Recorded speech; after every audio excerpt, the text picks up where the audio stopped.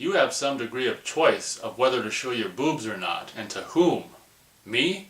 I'm black no matter what I do. Hello, huge movie fanatic Nate, stopping on by, having just reviewed, of course, in the last movie I reviewed, Bloody Murder. It's only fitting and appropriate that I come at you next to review, of course, Bloody Murder 2. So the original came out in 1999, courtesy of Artisan Home Entertainment.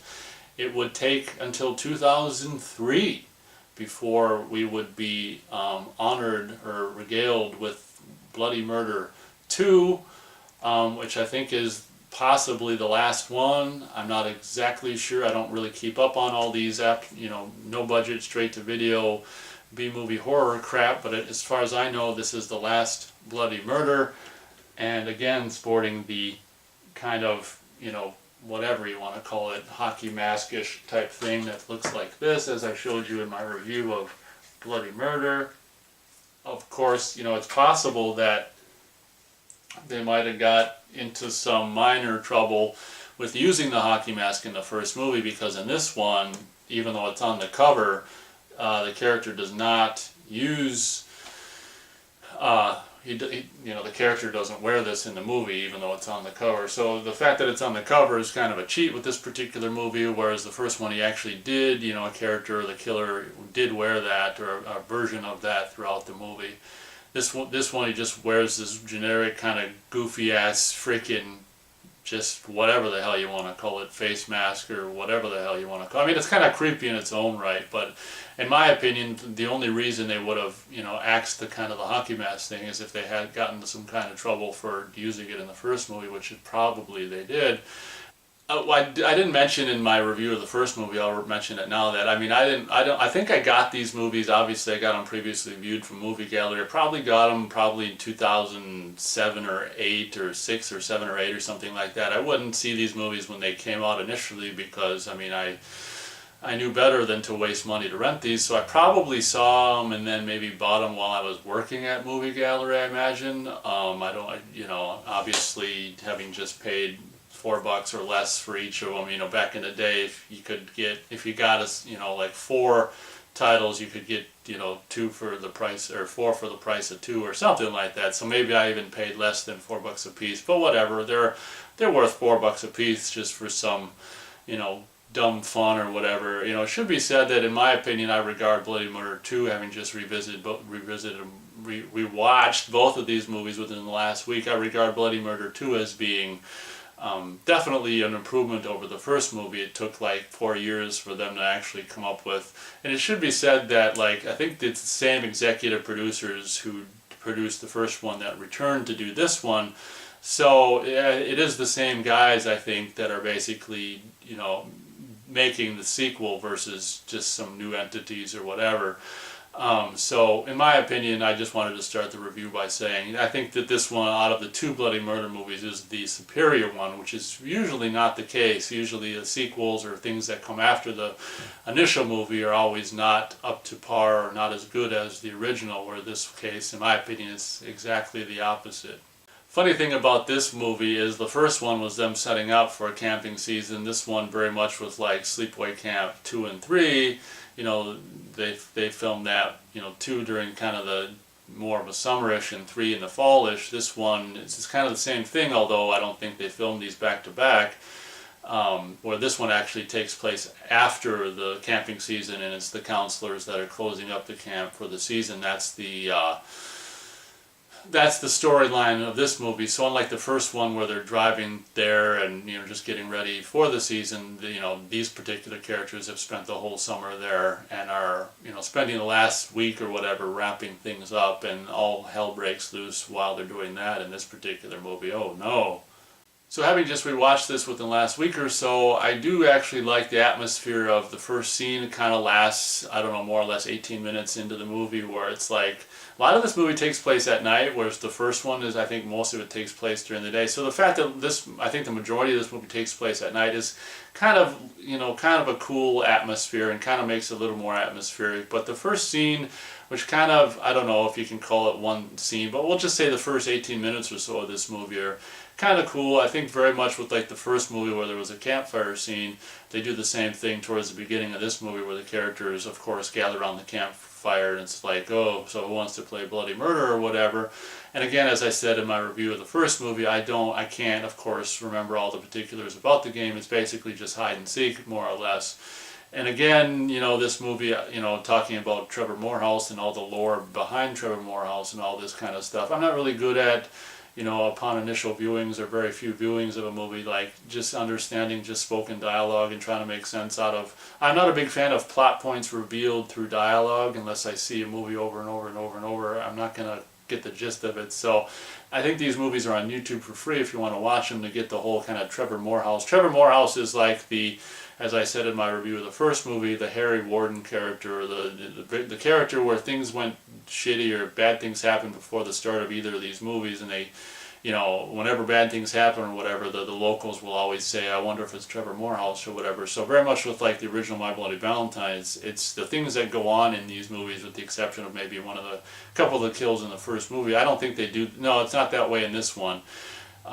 It's not actually Trevor Morehouse, it's just one of the characters, as they do in the Scream movies, that, you know, the characters all know or are hanging around, that is revealed at the end of the movie as one of the killers. As I said in my review of the first movie, that this movie, of course now it's, you know, a little later than 99 or whatever, but the first movie and this one also definitely has that feel of trying to capitalize or cash in on the success of Scream. Of course, by the time this movie came out, I mean, Scream 3 was kind of came and went or whatever, and the Scream thing probably by 2003 was probably, you know, definitely died out at that point, and now it was just going to be the beginning of the horrid frickin' remake trend with Texas Chainsaw Massacre, Michael Bay movie, of course. But so this is, you know, right what I'd consider towards, you know, the end of the big craze. I mean, I think the Scream craze had pretty much died out by this point, but they're still doing, from what I can remember, the kind of cutesy Kevin Williamson, you know, trying to be cutesy, hip dialogue and all that kind of stuff with all these,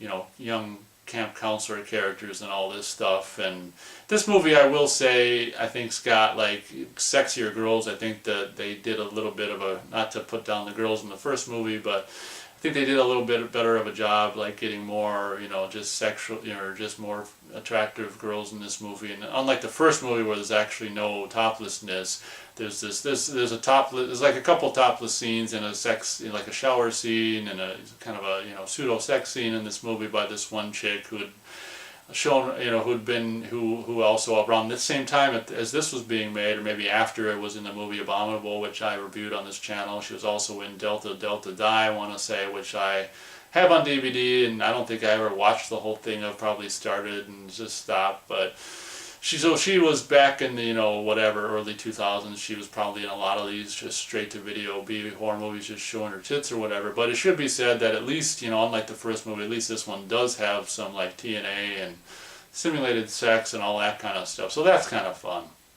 So as I was saying, I mean, the first 18 minutes of this movie is relatively, you know, just atmospheric and kind of cool with the campfire and the whatever. I imagine they play, I don't remember, but I imagine they play sometime within the first 18 minutes. I think they play Bloody Murder or whatever, but I just remember like the first 18 minutes being particularly cool and atmospheric, and, you know, not in a big huge way, but in a straight to video B-movie way. Particularly compared to the first movie, I kind of dug at least the first 18 minutes of this movie. So I mentioned, you know, my review of the first movie that I thought, I don't know, there's so many things, almost everything about that movie was off. The pace, it's just like as each scene, you know, came and went, it was just like you became more and more aware of like what was the point of that scene and what's this point of this scene, and then is the next scene going to be pointless too? Whereas this movie, I feel like it's, I don't know, maybe a little more competently written and more competently directed and competently edited. I think the pacing of this movie is a little better than you know, its previous entry, where it's not so much of a chore to get through. This movie, I think, is also like 80. I think it's like 80. Well, I got the goddamn thing right here. It says 83 minutes. It says 83 minutes long, whereas the first one says 90. So this one, you know, part 2 is shorter, which also helps.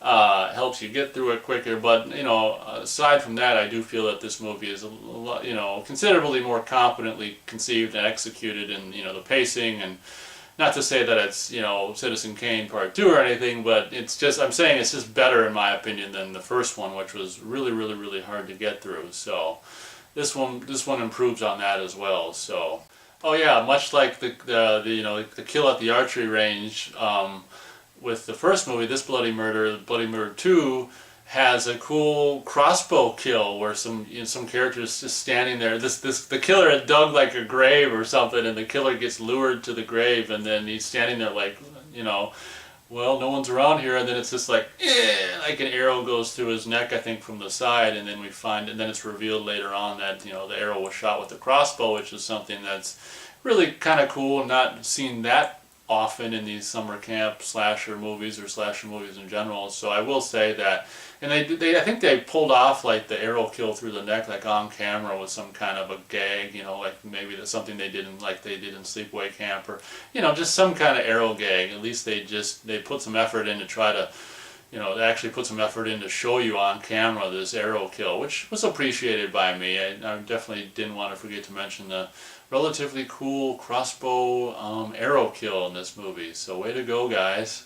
So just like the previous entry, this is another, as I think I already mentioned it briefly, that this is another kind of whodunit movie, very much with like this, the first one where it follows the Scream trend of the Scream, we'll just say at this time the Scream trilogy trend of just having it be a whodunit, and the killer being among one of the characters that just is among these characters throughout the whole movie, and then of course is revealed as being the killer. I will say that without spoiling it again, because I know you guys don't want me to spoil this hugely important movie, and you want to go off to YouTube while you're already here, go off and watch this movie for free on YouTube right after the review. I will say that I like, who the killer turns out to be in this movie. I thought it was relatively creative and, not in a huge way, but I was kind of like, oh, that's cool. I remember thinking to myself that the killer should be, well, I don't want to spoil who it was, but yeah, we'll just say I thought it was kind of, I forgot, both of these movies are very forgettable, and I had forgotten who the killer was, and when it happened, or when the reveal happened again this past week when I rewatched it, I'm like, oh yeah, I remember that. That's kind of cool, and it actually has a little bit more ties to the Trevor Morehouse character, whereas I think the first one had like the killer in the first one. I don't even remember why the killer in the first one was killing, but I don't think he had any ties to Trevor Morehouse. Whereas at least the killer in the second one has very definite close ties to Trevor Morehouse. So it should be said that the reveal of the killer in this one was it was kind of appreciated by me, and something that I thought was relatively creative. So way to go, guys. Way to go, guys. So for me, the first half of this movie is much better than the last half. Once you get the last half of this movie is a little more tedious to get through. In particular, kind of, I think after the killer, just like with the first one, where after the killer's revealed, there's all this chase scene and all this running and stuff. The final girl and the killer's chasing her and all this stuff. This time is, the post-killer reveal takes place after. Or it takes place at night, and they just, instead of doing all this just daytime running and stuff, whatever, the post-killer reveal in this movie is just a bunch of hide and seek, and it's just like going here and there, and the killer walking around in the dark, and he's saying, I'm going to find you and get you, or whatever, and it's just, I don't know, they just had this, back in the day, they just felt like after the killer's revealed, they have to do all this cat and mouse crap, whether it's just straight out just chasing or hide and seek crap. I mean, it's really like if I did a Nate cut of this movie, you'd probably just cut out the chase stuff at the end and just have the killer revealed and then kill him or whatever. But so the last half of this movie, unfortunately, doesn't live up to what the first half is. Not that the first half is anything amazing. But be warned that if you're going to watch this movie or whatever, for me it definitely kind of seems to fall apart halfway through and just kind of drags for the remainder of it, and it's just like the hide and seek at the end after the killer's revealed is just like yeah, just wrap it up already. That's kind of what I found myself not saying to the screen, but thinking in my brain, in my head.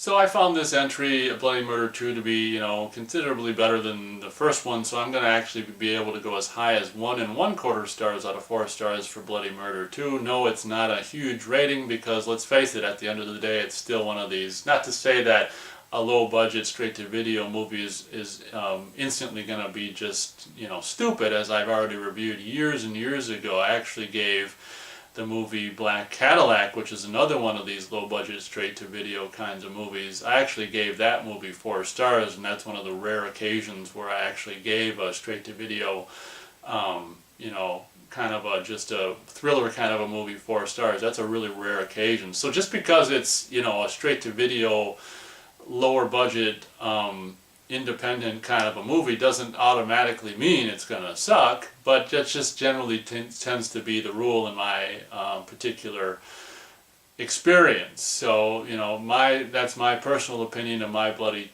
Murder 2. Feel free to, as I say, let me know what you think of the movie. If you haven't seen it, feel free to go, type it in on YouTube and go watch it. Come back and leave, what your thoughts in the comments. If you've seen it, feel free to leave your thoughts and whatever. If you've got questions about it or whatever, feel free to leave your comments in the comments. And as always, thank you very much for, let me see if I can do this. Thank you very much for watching this review, and as always, we'll catch you next time.